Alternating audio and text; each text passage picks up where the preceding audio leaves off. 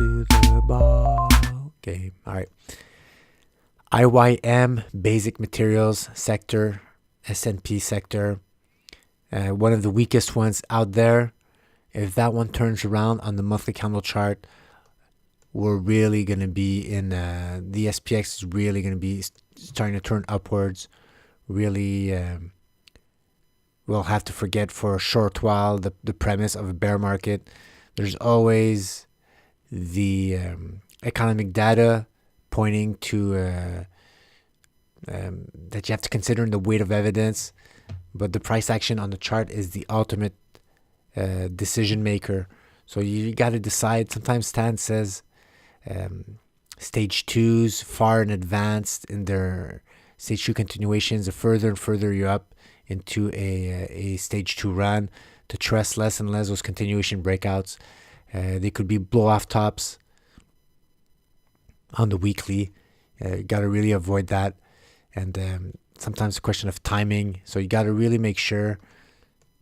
I rather enter here at the bottom here, breaking out above an inclining 12-month moving average. I know I'm going to miss right here. Here's a beautiful place to enter right here. I know I'm going to miss this pullback here, all the way up here. But that's the way it is, guys. Even here, if I had to break out above the 12-month moving average, I call that the embryonic breakout, creating price action above the 12-month moving average, starting to skew it upwards, and then you really get the momentum, and you get a minimum of red candles, less whipsaws, less volatility, climbing up and up and up, instead of risking this reverting back, going back into a downtrend. Even here, you see you had the diagonal trend line confirmation with the horizontal trend line breaking up, going above. Always use the weight of evidence. Never go against the higher trend. I'm not. And for me, the higher trend is the monthly candle chart. So that's the stage. You have stages on any time frame, weekly, daily, monthly. And for me, the monthly trend is the one you have to respect the most, is the one who's holding the biggest hammer. It looks all good sometimes when you're pulling back up on the small time frames, turning again to stage one, early stage twos. But if the overall trend is still either in a stage 3 or still in the stage 4, because you're below the 12-month moving average, if it decides to hit hard, it could hit hard at any moment, and you don't want to be in that. It'll just mute your advances. You won't have a stage 2 as long as you want to. Those exceptional winners, you get those when the higher trend is in your favor, like this here. Because if you zoom in on the weekly, this is monthly candles, guys. So this started in November 2016, and you would have written this. When's the first time you had to close? Right here. This is the only time you had to close below 12-month moving average. So almost 2 years later, this is a big ride up. So that's what you want to ride, guys. These long stages. Make sure you really get the trend in your favor. You don't want to get whipsawed because it's pulling back up, and it's starting to, when the price action starts getting close to here, say, on the weekly, it's going to look like it's in the stage 1. It could even look like it's in the stage 2. But at any moment, that higher trend making lower highs, and this could be a lower high here. Any moment they could hit it, even sometimes pierce a little bit above it, a wick, but close below that 12-month average, and then just keep dragging you down, going to retest those lows. Over and over, I've seen charts wait really for the chart to tell you that the higher time frame is in your favor. A really hard thing to do. Sometimes you have the fear of missing out, but if you're on the sidelines and you're just waiting for the optimal entry with the bigger trend in your favor, I think it's worth it. So look at that. Basic materials have been going up, but still underperforming the SPX for a long time. Here, the gray zones, because the price action is not below the 30-week average, or it's not a declining 30-week average. That's a triple confirmation from Stan. You want to be underperforming the SPX, declining 30-week MA, and below it. So that's stage 3 action right here. choppy stage 3. And after that, well, yeah, less and less choppy. And then it broke down here, closed. Yeah, the first close right here. Hold on, let's go back to the monthly. I just want to check my monthly defined breakdown line. That's going to be important. Here's my monthly defined breakdown line. Here's my weekly defined breakdown. Close here, but you're still in the Ichimoku cloud. Oh, paste arrow.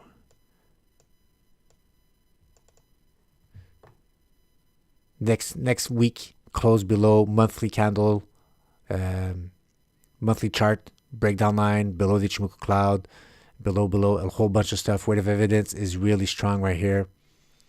And you're underperforming the SPX. So that right here was the best entry for the stage 4 breakdown. Sideways move, pulling back here, close to the 30-week average. Continuing down, pulling back up. And right now you're approaching the 30-week average once again. You're still far away from the 12-month the monthly chart breakdown line. Here you're going to hit some natural resistance. So you're closing in on the zone right here. A close above that. Then after that, you have to really, really watch out because you're going to be most likely you're going to close above the 30-week moving average. That means you don't want to short if you have a close above the 30-week average. You don't want to go long if you have a close below the 30-week average. That's part of Stan's do's and do not don't. Stan's don't commandments. Don't do that. So right now you got to make sure you want to wait for a red candle. So if ever in short opportunity, really you want a red candle close to this horizontal resistance line. And you're still underperforming the SPX. Even if it's going up, it's still underperforming the SPX, guys. Accelerating its descent against the SPX.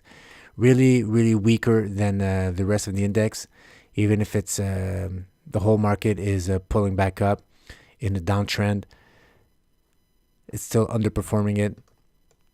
So for me, this is a classic stage 4 pullback within a stage 4 decline. See, not even challenging these previous weekly defined highs.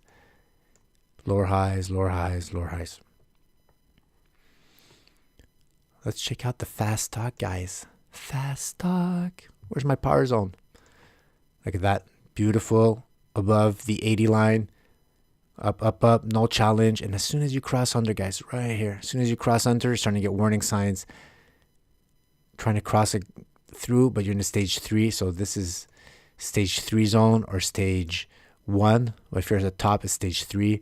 And then once you cross below, you're starting to enter oversold territory, stage 4 decline, but the pullbacks bring back up. You want to see, when we start seeing the price action go back down on the weekly, we're going to start seeing this go back into this oversold territory here. Let me check out. I want some divergence. Give me clues. Okay, so for the weekly, yeah, we have some strong divergence building up. So as soon as we have a red candle, that'll signal that we're starting to turn over on the weekly chart. Lower highs, higher highs on the indicator. Did we have bullish divergence? No bullish divergence on the bottom here. Lower lows.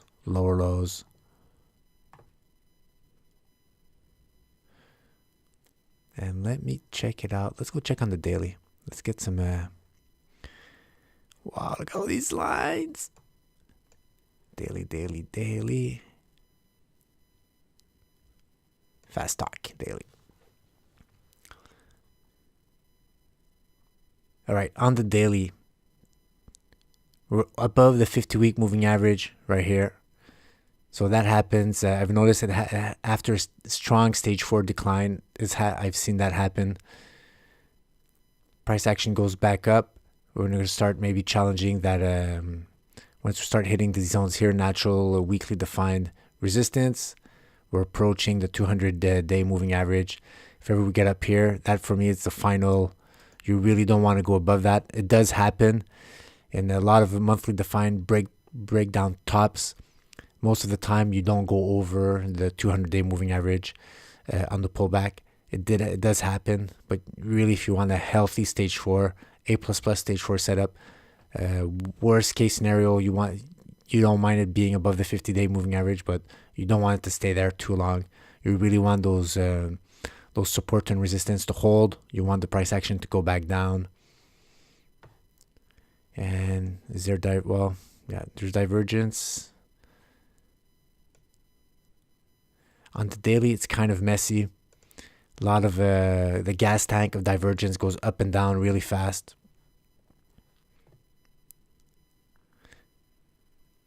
And that's it, guys. Oh, look at that noise. Remove all indicators.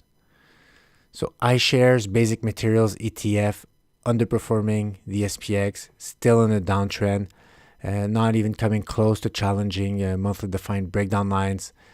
You got to really wait this out. And I'll keep an eye on it. For me, if this thing turns up, then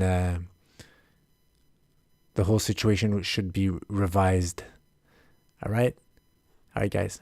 Thanks for watching.